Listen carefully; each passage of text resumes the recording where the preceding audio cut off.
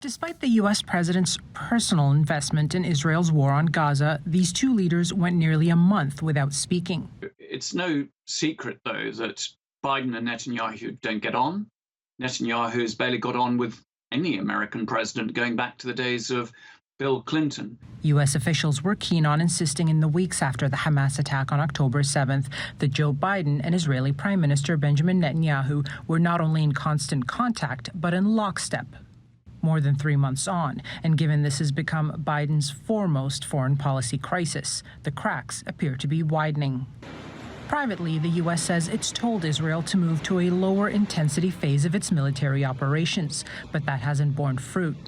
Biden has also said he wants Israel to try and avoid further civilian deaths, but the strategy in Gaza has not changed. Washington won't use its funding as leverage.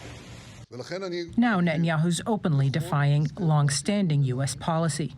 The state of Israel must have security control over the entire territory west of the Jordan River. That's a necessary condition. It clashes with the principle of sovereignty. I tell this truth to our American friends, and I also stop the attempt to impose a reality on us that would harm Israel's security. A prime minister in Israel should be able to say no even to our best friends. U.S. officials say it's only natural for friends to disagree. The president still believes in the promise and the possibility of a two-state solution. Now, he recognizes that's going to take a lot of hard work. It's going to take a lot of leadership there in the region, particularly on both sides of the issue. And the United States stands firmly committed to eventually seeing that outcome. But Washington hasn't actually worked toward that goal since its last attempt under the Obama administration a decade ago. The policy stands in theory, but the file has been swept aside.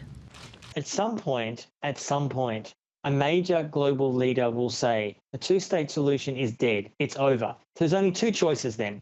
There's a one-state solution, which is an apartheid state, which is essentially what's happening now, or a state for equal rights, where everyone lives equally, Jew, Muslim, Palestinian, whatever you may be. With Biden potentially on his way out of office come November, should Netanyahu hang on to his premiership, he may be banking on the return of a former, friendlier president who's far more willing to break the rules. Yasmine El-sabawi, TRT World, Washington.